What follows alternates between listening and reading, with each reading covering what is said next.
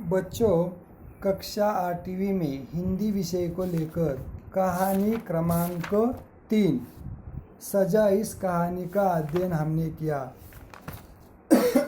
इस कहानी का अध्ययन करने के बाद कठिन शब्दार्थ, मुहावरे तथा पाठबोध के प्रश्नों का हमने क्या किया है, अध्ययन किया है। पाठबोध के अंतर्गत मौखिक लिखित प्रश्न, आशय स्पष्ट करें तथा चरित्र चित्रण वाले जो प्रश्न थे, जैसे विजय के मास्टर जी किस प्रकार के व्यक्ति थे, उनके बारे में चरित्र चित्रण रूपी वाक्य लिखो, यहाँ तक की जानकारी हमने पिछले ताशिका के समय की थी। अब आगे पन्ना नंबर 27 पर भाषा ज्ञान रूपी कुछ प्रश्न हमारे सामने दिए गए हैं। इन प्रश्नों को हमें क्या करना है, सुनना है और सुनकर उसे आपके वर्कबुक तथा नोटबुक में सुंदर हस्ताक्षरों में लिखना है। तो आगे देखते हैं हम पन्ना नंबर 27 पर भाषा ज्ञान के अंतर्गत पहला उपप्रश्न, भाववाचक संज्ञा शब्दों से विशेषण बनाए। यानी भाववाचक संज्ञा रूपी शब्द जो हमारे सामने रखा गया है उसका विशेषण हमें यहाँ पे लिखना है। जैसे भाववाचक संज्ञा विशेषण अंग्रेजी में इसे हम कहते हैं give adjectives for this abstract nouns. जैसे भाववाचक संज्ञा विस्मृति, ये शब्द दिया गया है। विस्मृति यानी स्मृति में न रहना, उसके लिए विशेषण क्या है, विस्मृत यानी भूल जाना। आनंद, आनंद ये भाववाचक संज्ञा यानी उसका शब्द दिया गया है, उसका विशेषण जो है ना आनंदी। सघनता, सघनता का भाववाचक, इस शब्द का संज्ञा भाववाचक करते समय हमें आगे शब्द क्या लिखना है, सघनता सघन, विस्तार विस्तृत, शांति शांत। इस तरह से हम भाववाचक संज्ञा के माध्यम से उसके विशेषण अच्छी तरह से लिख सकते हैं, जैसे यहाँ पर हमने लिखे हैं। अब आगे देखो भाववाचक संज्ञा और उसका विशेषण।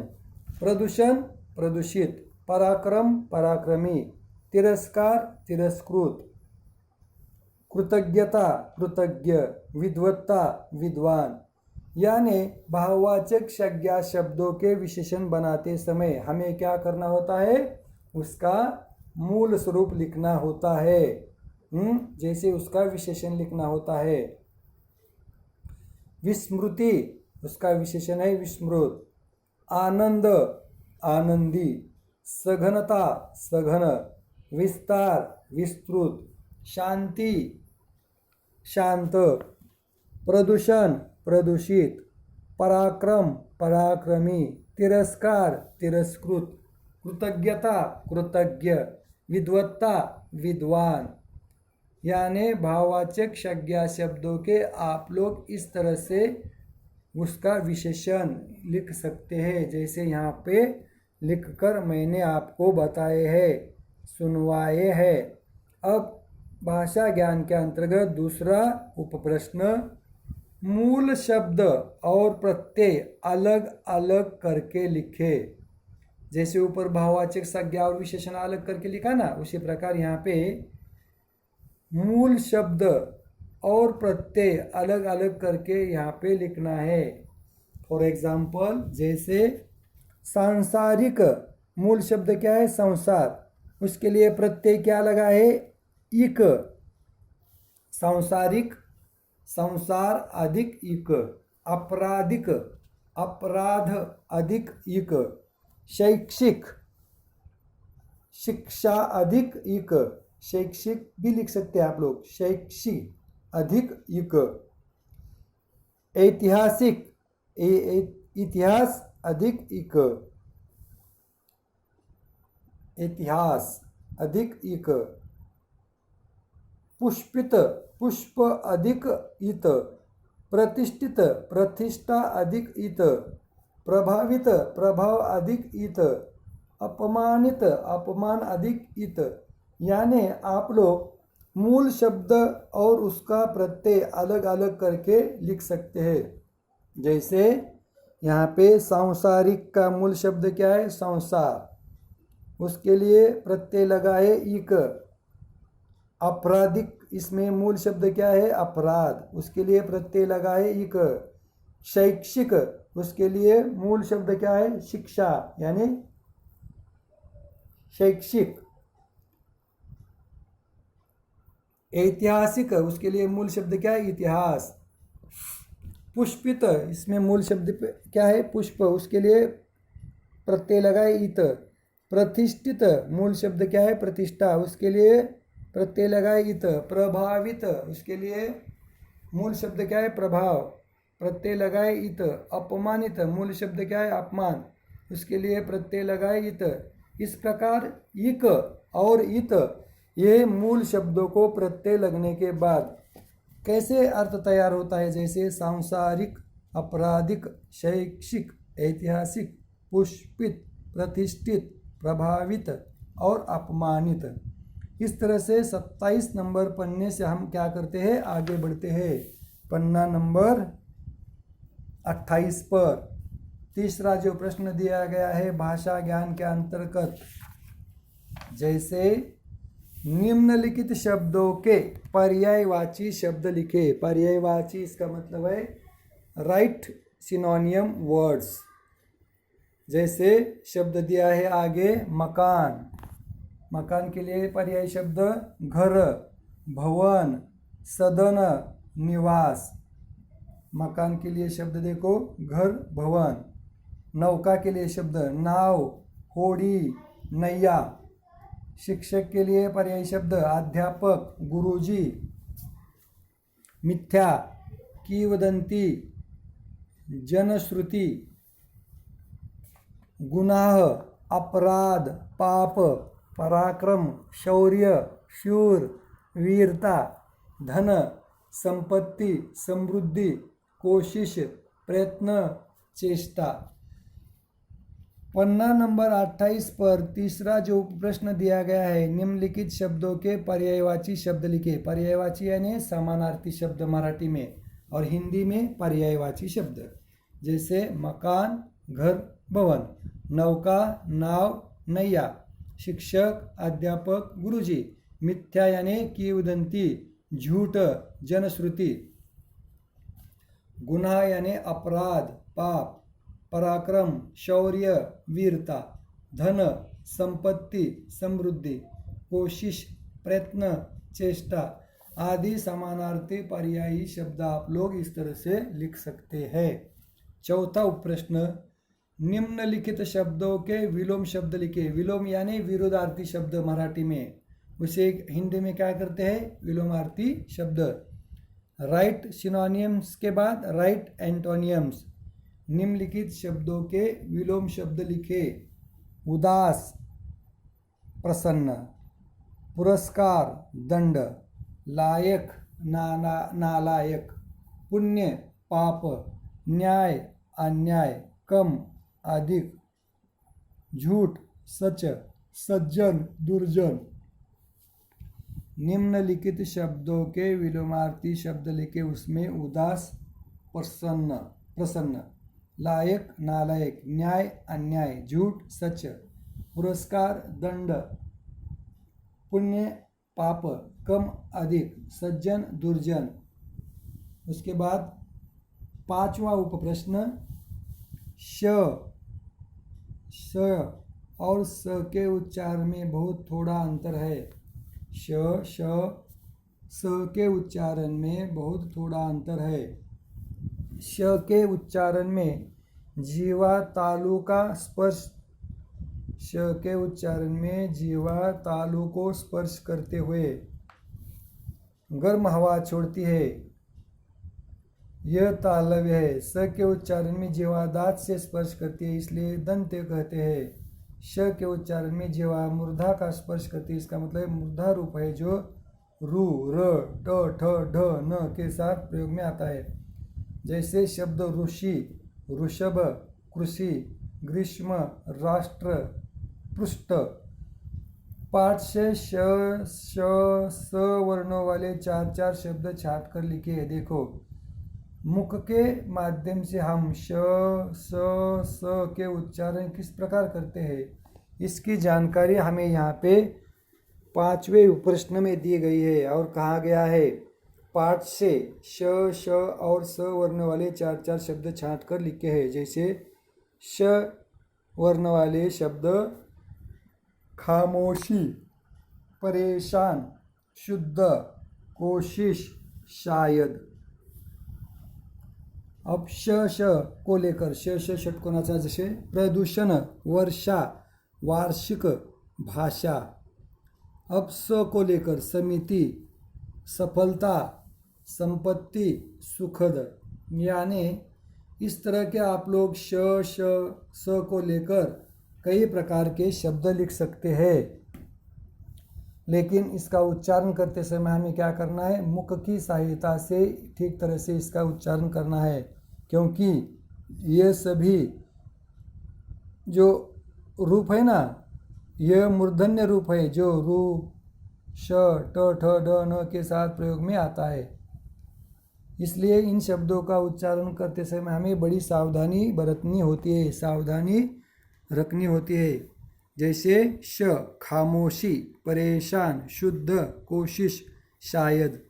अब श प्रदूषण, वर्षा, वार्षिक, भाषा। अब स को लेकर समिति, सफलता, संपत्ति, सुखद। यहाँ पे संकेत के लिए श का शुद्ध उच्चारण अब न के बराबर सुनाई देता है। संकेत यानी श का शुद्ध उच्चारण अब न के बराबर सुनाई देता है। छठा उपप्रश्न देखिए, पन्ना नंबर 28 पर दिया गया है, शुद्ध शब्द पर गोला लगाए। गोला लगाए इसका मतलब है सर्कल करना, जैसे हम कभी कभी अंडरलाइन करते हैं ना, उसी प्रकार। इन सर्कल द राइट वर्ड, शुद्ध शब्द पर गोला लगाए। जैसे यहाँ पर लगाया गया है आशीर्वाद, यानी बीच वाला शब्द। आशीर्वाद यानी जब हम भगवान के लिए क्या करते हैं, आशीर्वाद मांगते हैं ना, तो भगवान हमें हाथ के ऐसा आशीर्वाद देते हैं, वो आशीर्वाद। पिताजी माताजी देते हैं उनके पैर पड़ने के बाद, वो आशीर्वाद।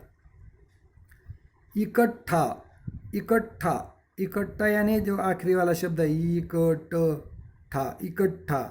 श्रृंखला, स्थायी, प्रदूषण।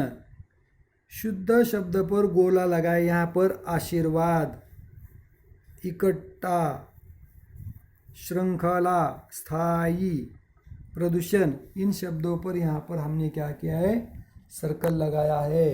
अब पन्ना नंबर 29 पर जाते हैं हम। 28 के बाद 29। 7वां उपप्रश्न भाषा ज्ञान के अंतर्गत हमें 7वां उपप्रश्न, इसकी जानकारी लिखनी है। जैसे क्रिया विशेषण 4 प्रकार के होते हैं। क्रिया विशेषण कितने प्रकार के होते हैं, 4 प्रकार के। पहला रीतिवाचक, दूसरा स्थानवाचक, तीसरा कालवाचक, चौथा परिणामवाचक। देखो, क्रिया विशेषण 4 प्रकार के होते हैं, क रीतिवाचक, ख स्थानवाचक, ग कालवाचक, घ परिमाणवाचक। अब हमें क्या करना है, निम्नलिखित वाक्यों में क्रिया विशेषण शब्द रेखांकित करें और भेद सहित लिखे। देखो, निम्नलिखित वाक्यों में जो क्रिया विशेषण के शब्द है ना, उन्हें क्या करना है, रेखांकित करना है, यानी अधोरेखित करना है। उसके नीचे अंडरलाइन करनी है, रेखा खींचनी। जैसे क्रिया विशेषण और उसका भेद लिखना है कि वो वाक्य उसका अर्थ क्या है। उसके लिए हमें क्या करना है, वाक्य में जहाँ क्रिया होती है वहाँ पे उसे अधोरेखित करना है। जैसे पहला क वाक्य, कभी कभी उनका मजाक भी उड़ाते थे। क्रिया विशेषण क्या है फिर, कभी कभी। क्या उड़ाते थे, मजाक। कभी कभी यानी हमेशा नहीं, इसलिए ये क्या करता है, काल दर्शाता है। क्रिया विशेषण कभी कभी, भेद क्या है, कालवाचक। ख ख वाक्य, मेरा मन दिन भर कूदता रहा। दिन भर यानी कालवाचक है, तो दिन भर इस क्रिया विशेषण के नीचे वाक्य के शब्द के नीचे अधोरेखित करना है। मेरा मन दिन भर कूदता रहा। इसे अवधिवाचक भी कहा जाता है और कालवाचक भी। क ख के बाद ग, जानबूझकर मैंने उनके साथ अन्याय किया। क्रिया विशेषण क्या है? अन्याय। अन्याय अन्याय करना यानी रीतिवाचक। हम हमेशा तो अन्याय नहीं करते, लेकिन कभी कभी जानबूझकर भी हम क्या करते हैं? अन्याय करते हैं। यानी जानबूझकर अन्याय, ये क्या है? रीतिवाचक वाक्य है। क्रिया विशेषण जी की क्रिया है ना अन्याय, उसके आगे लिखिए भेद में रीतिवाचक। क ख ग के बाद घ, वे समुद्र से बाहर आ रहे थे। स्थितिवाचक। कहाँ से बाहर आ रहे थे? समुद्र से। तो समुद्र क्या है? स्थितिवाचक है, हम दर्शा सकते हैं ना उसे। वे कहाँ से बाहर आए थे? वे समुद्र से बाहर आ रहे थे, यानी स्थितिवाचक। बाहर, इस क्रिया विशेषण को आगे लिखिए स्थितिवाचक। क ख ग घ के बाद ड, मास्टर जी थोड़ा ठहरे। ठहरे यानी परिणामवाचक, थोड़ा, कम, ज़्यादा ऐसा। और इसे न्यूनता बोधक भी कहा जाता है। मास्टर जी थोड़ा ठहरे। थोड़ा का मतलब है थोड़े देर के लिए, परिणामवाचक है, लेकिन न्यूनता बोधक है, कुछ समय के लिए। यहाँ पर क्या कीजिए? रुकिए। मास्टर जी थोड़ा ठहरे। ठहरे का मतलब है रुकना। इस तरह से आप लोग क्रिया विशेषण के 4 प्रकार जो होते हैं ना, क रीतिवाचक, ख स्थानवाचक, ग कालवाचक और घ परिणामवाचक। इसका पहला जो क वाक्य है कालवाचक। कभी कभी उनका मजाक भी उड़ाते थे। कभी कभी के नीचे अधोरेखित कीजिए। क्रिया विशेषण में कभी कभी शब्द लिखे, आगे भेद लिखिए कालवाचक। ख, मेरा मन दिन भर कूदता रहा। दिन भर के नीचे अधोरेखित कीजिए क्रिया विशेषण दिन भर, उसका भेद कालवाचक। ग, जानबूझकर मैंने उनके साथ अन्याय किया। अन्याय के नीचे अधोरेखित कीजिए क्रिया विशेषण अन्याय, भेद रीतिवाचक। घ, वे समुद्र से बाहर आ रहे थे। समुद्र से बाहर आना, इसका मतलब है स्थितिवाचक। बाहर स्थितिवाचक। मास्टर जी थोड़ा ठहरे। थोड़ा के नीचे अधोरेखित कीजिए न्यूनता बोधक, यानी थोड़ा, थोड़ी देर के लिए मास्टर जी क्या कीजिए? रुकिए। मास्टर जी थोड़ा ठहरे। ठहरे का मतलब है रुकना, और थोड़ी देर के लिए मतलब है न्यूनता बोधक भी है ये, लेकिन क्रिया विशेषण के नीचे लिखिए थोड़ा और भेद लिखिए परिणामवाचक।